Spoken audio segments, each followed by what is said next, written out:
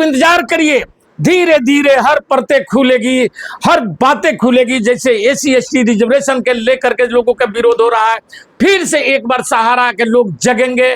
जाएंगे रामलीला मैदान में, मोदी जी का घेराव करेंगे, सरकार का घेराव करेंगे। हो सकता है कि ये सरकार, ये बहरी गूंगी सरकार, इस पर कोई संज्ञान ले। हमारे वित्त मंत्री जी ने चिल्ला चिल्ला करके बोल रहा था कि कागज लाओ पैसा ले जाओ, कागज लाओ पैसा ले जाओ। मैं बोलता हूं वित्त मंत्री जी, मेरे पास कागज है, पैसा दो पैसा दो पैसा दो। इसलिए वह भी फाइल किया, और जिसका जजमेंट ये आपका 12 अगस्त 2024 को सुप्रीम कोर्ट से आया है। और ये जो सहारा में जो केस किया गया है, जिसका कि पेमेंट नहीं हो रहा है, और सुप्रीम कोर्ट उस आदेश में बोला है कि यह कमेटी बनाई गई है, जो कि एक सुप्रीम कोर्ट का जज है, एक सरकारी वकील है, और एक ये जो सेबी के लोग हैं, उन लोगों का उसमें मिला करके एक टीम बनाई गई है। और उसके यहाँ ही सारे सहारा से संबंधित मामले का निष्पादन होगा, और वे जो डायरेक्शन देगा उसी ढंग से केस में भी सुनवाई होगी। ये फैसला है जिसका कि कॉपी भी आपको देखने को मिल जाएगा। दोस्तों, आज आपके सामने सहारा से संबंधित कुछ बातों को लेकर के आया हूं, जो 12 अगस्त को जो सुप्रीम कोर्ट से कुछ फैसले आए हैं, उस संबंध में मैं आप लोगों को बतलाना चाह रहा हूं कि इस सहारा में जो एप्लीकेशन डाले हैं या जो नहीं डाले हैं, उन्हें अब क्या करना चाहिए, क्योंकि बहुत से लोगों की ऐसी सवालें आते रहती हैं, और हम लोगों ने अपने यूट्यूब के माध्यम से इस संबंध में लोगों को बतलाने का भी प्रयास करते हैं। तो सबसे पहले मैं आप लोगों को ये बात बतला देना चाहता हूं कि जो सहारा स्कैम 2012 में हुआ था, उस समय यूपीए की सरकार थी, मनमोहन सिंह प्रधानमंत्री थे, और उसी समय इस बात को पकड़ा गया कि सहारा बहुत बड़ा स्कैम कर रहा है, लोगों के साथ ठगी कर रहा है, जिसे तत्काल कांग्रेस सरकार ने इस सहारा कंपनी को बैन करने का फैसला लिया। और जो लोगों का पैसा इस सहारा में अलग अलग कंपनियों में अलग अलग नामों से जो ट्रांसफर किए गए थे, उन पर रोक लगाने का प्रयास किया गया था। लेकिन उसी समय कुछ लोगों ने सहारा का मामला लेकर के विभिन्न अदालतों में चले गए, और बाबा अदालत ने भी वहां पर फैसला दिया था। जैसे हाई कोर्ट में दिल्ली ने फैसला दिया 2014 में कि 15% लोगों को जो जितने भी लोगों के पैसा सहारा में इन्वेस्ट है, उनको 15% इंटरेस्ट के साथ में वापस किया जाए। सुप्रीम कोर्ट ने इस फैसले के खिलाफ में सहारा के लोग चले गए, यानी सुब्रतो राय चले गए, और जाकर के वहां पर रोक लगा दिए। तब तक उसी समय मनमोहन सिंह का सरकार लोकसभा चुनाव में हार जाती है, जो यूपीए की सरकार थी, और एनडीए समर्थित मोदी सरकार सत्ता में विराजमान हो जाते हैं। खेल वहीं से शुरू होता है। इसको गौर से समझने की चीज है, और हर सहारा के लोगों को समझने की चीज है, क्योंकि जो 12 से 14 तकले में सरकार के द्वारा फैसला लिया गया, या कोर्ट को से जो फैसला आया, उसमें ये बात हुआ था कि सहारा के जो प्रबंधक है, जो मालिक है सुब्रतो राय, वे 25,000 करोड़ रुपया सेबी को जमा करेंगे, और उसके मार्फत सभी लोगों को पैसा दिया जाएगा। लेकिन उस मामले में उसी समय में सहारा के एजेंटों ने, सहारा के कर्मचारियों ने और सहारा के प्रबंधकों ने इस ढंग का खेल खेला कि लोगों को जो अलग अलग कंपनियों में उनके पैसे इन्वेस्ट कराए गए थे, उनका नाम बदल बदल करके अलग अलग रूपों में तब्दील कर दिया गया। और उसका कारण हुआ कि सेबी 25,000 करोड़ का जो आदेश आया था, वे पैसा भी हुए नहीं जमा, 15-16 हजार करोड़ रुपया ही सहारा कंपनी ने जमा किया। बाकी में 2014 के बाद जब सत्ता परिवर्तन हो गया, तो वहीं से खेल का शुरुआत हो गया। और आपको पहले के भी वीडियो में मैं बतला चुका हूं कि किस ढंग से सहारा प्रबंधक ने राजनेताओं को चंदा दे करके जो बात बोला जाए वे कम है, और उसी कड़ी में हमारे आज के मौजूदा प्रधानमंत्री मोदी जी है, उस समय वह विपक्ष में ही थे और गुजरात के सीएम थे हुआ करते थे। आखिर के उस समय में उनके खाते में 40 करोड़ रुपया सहारा ने खींच ली दिया। ये मैं नहीं बोल रहा हूं, ये आप जाकर के इनकम टैक्स के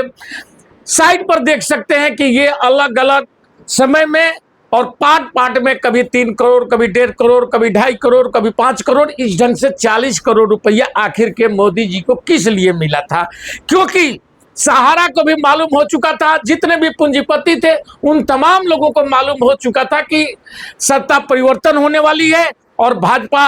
आ रही है और उसका मुखिया नरेंद्र दास मोदी जी होंगे। इसके बारे में राहुल गांधी जी भी 2016 के, आप लोग उनके यूट्यूब पर जाइएगा, वहां पर भी आप देख सकते हैं कि उसका सारा बखान किया गया है। और उन्होंने लाल डायरी के नाम से, जो इनकम टैक्स में लाल डायरी के नाम से फाइल जो सहारा पर छापा पड़ा था, और उसी छापा के क्रम में जो कागजातें उपलब्ध हुई थी सहारा से, उन तमाम चीजों का रिकॉर्ड वहां पर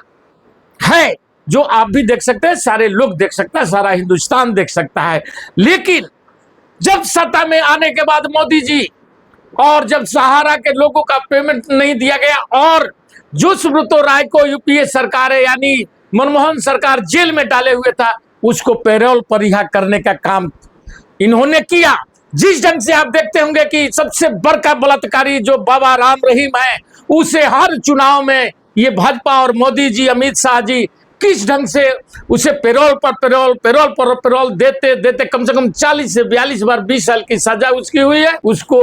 40 से 42 बार, यानी कि कभी 10 दिन का, कभी 20 दिन का, कभी 40 दिन का, यानी जहां जहां चुनाव होता है और उस क्षेत्रों का चुनाव होता है, क्योंकि बाबा राम रहीम के बारे में बोला जाता है कि उनका 40 करोड़ सब्सक्राइबर है, कुछ लोग कहते हैं कि 7 करोड़ से ऊपर है, और वे सारे चीज वही आपका पश्चिमी उत्तर प्रदेश, दिल्ली, पंजाब, हरियाणा, राजस्थान और गुजरात में ये उनके अनुयायी फैले हुए, और उन लोगों को अपनी तरफ झुकाव करने के लिए और इस ढंग का ये गंदा खेल खेला जाता है। आप भी अभी भी देखे होंगे कि अभी जो विधानसभा का 4 विधानसभा का चुनाव है, हरियाणा में भी चुनाव है, बाबा राम रहीम पैरोल पर आ चुके हैं। लेकिन ये तमाम बातों को तो देश देख रहा है, जनता भी देख रही है। लेकिन हमारे मेन कहने का मकसद है कि ये सहारा के साथ जो खेल खेला गया है और आज भी बदसूरत खेल जो जारी है, उसके बारे में मैं बतलाने जा रहा हूं। ये बात है कि जब कोर्ट के आदेश के बाद में भी लोगों ने वहां फर्म नहीं जमा किया, या सहारा के लोगों ने जिस ढंग से भटका करके और फिर से री इन्वेस्ट करा दिए थे, और उसके बाद में लोगों ने जब 2015 में लोगों को पता चला कि सहारा का रजिस्ट्रेशन ही कैंसिल कर दिया गया है, तो उसके बाद भी सहारा में लोगों को ये एजेंटों के द्वारा या उसके कर्मचारियों के द्वारा उसके कर्जालय में लोग पैसा जमा करते रहे। उसी कड़ी में एक व्यक्ति ने अपनों उसका 77 लाख रुपया उसके फादर जो उसके नाम से वसीयत दिए हैं, उनको वे अपने पैसे के भी डिमांड मांग किया, जिसका कि वो केस फाइल किया था 2022 में, और 2022 में वो मांग किया, इसलिए वह भी फाइल किया, और जिसका जजमेंट ये आपका 12 अगस्त 2024 को सुप्रीम कोर्ट से आया है। और ये जो सहारा में जो केस किया गया है, जिसका कि पेमेंट नहीं हो रहा है, और सुप्रीम कोर्ट उस आदेश में बोला है कि यह कमेटी बनाई गई है, जो कि एक सुप्रीम कोर्ट का जज है, एक सरकारी वकील है, और एक ये जो सेबी के लोग हैं, उन लोगों का उसमें मिला करके एक टीम बनाई गई है, और उसके यहाँ ही सारे सहारा से संबंधित मामले का निष्पादन होगा, और वे जो डायरेक्शन देगा उसी ढंग से केस में भी सुनवाई होगी। ये फैसला है जिसका कि कॉपी भी आपको देखने को मिल जाएगा। और जो जिनके फादर डेथ किए हैं और वे वसीयत में उनके नाम है और वे अपने पैसे का दावा किए हैं, उनका भी रिजल्ट में यही आया है कि इनका केस को एडमिट कर लिया जाए, और ये केस सुनने लायक है, और इसलिए उसका भी केस की सुनवाई होगी। लेकिन सबसे बड़ी बात है कि अब ये जो फैसला आया है क्या इसमें हम पैसा जमा, हमारा पैसा वापस आ सकता है, सहारा का पैसा मिलेगा? लेकिन मुझे नहीं लगता है, क्योंकि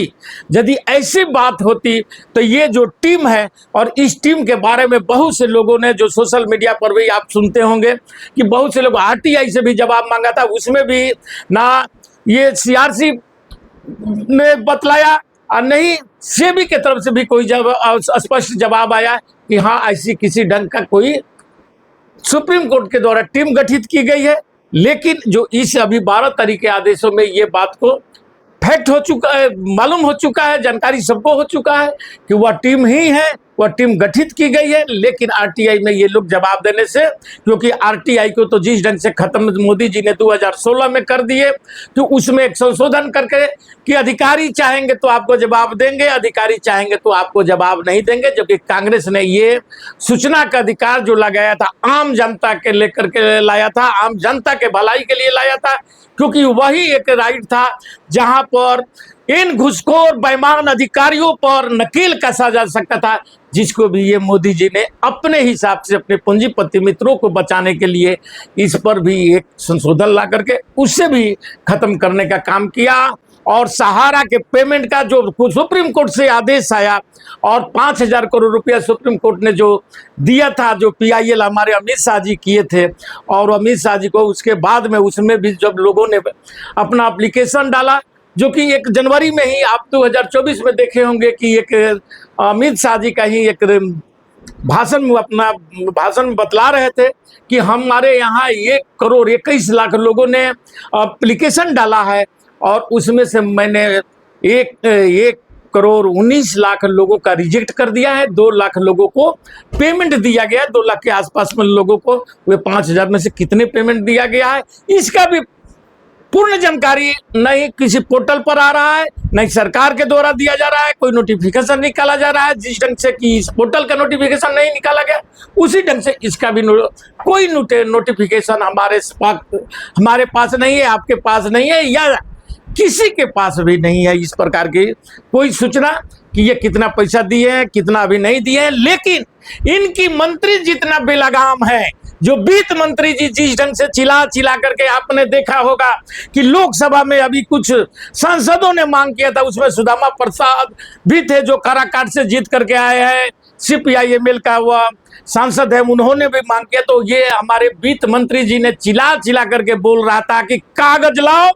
पैसा ले जाओ, कागज लाओ पैसा ले जाओ। मैं बोलता हूं वित्त मंत्री जी, मेरे पास कागज है, पैसा दो पैसा दो पैसा दो। क्या पैसा दे सकती हो, या तुम्हारी सरकार जो है वह क्या हमारा पैसा दे सकता है, या जनता का जो पैसा फंसा हुआ है वह आप लोग दे सकते हैं? नहीं, नेवर नो,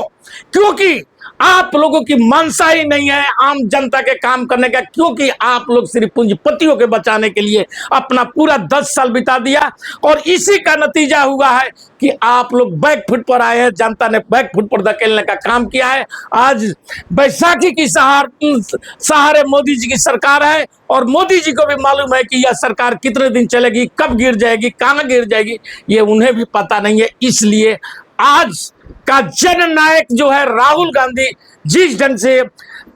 आर्थिक जनगणना और जातीय जनगणना के मांग को उठाए और जनता में उनका जो पैठ बना है, और आम लोगों से जो कि अंतिम पायदान पर बैठे लोग हैं उनसे भी मिलने का काम करते हैं, और उन पर जिस ढंग के आप लोगों के द्वारा अभद्र टिप्पणियां की जाती है उसको भी वह निगलेक्ट करते हुए जनता के कामों को करते हैं। और वही एक सहारा व्यक्ति बचा हुआ है जो कि सहारा के पैसा, सहारा के निवेशकों का दिलाने में सक्षम, क्योंकि वह व्यक्ति हर गरीबों का दुख दर्द को समझ रहा है, अंतिम पायदान पर बैठे लोगों का भी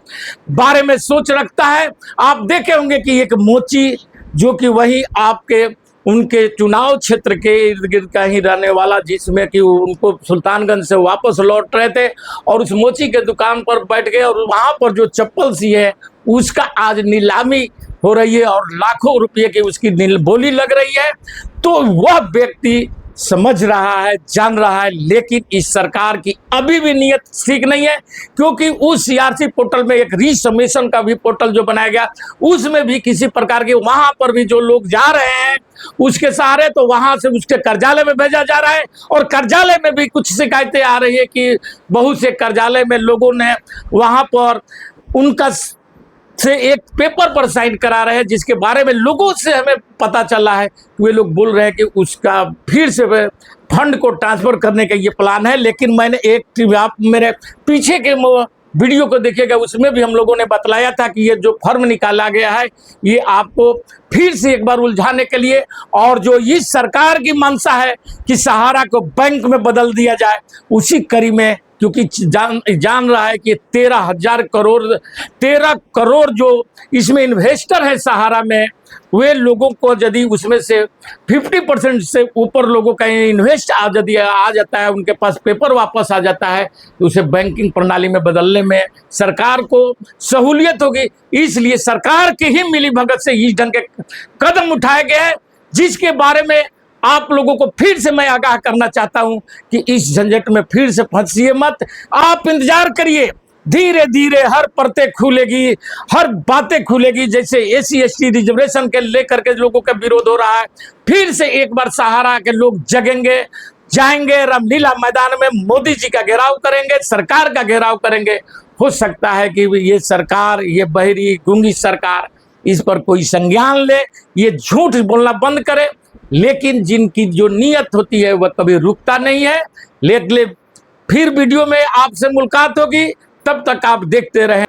कोस न्यूज, आपके साथ आपके बात हर मंचों पर उठाने के लिए तैयार है। इसी के साथ मैं अपना वक्तव्य समाप्त करता हूं। जय हिंद, जय भारत।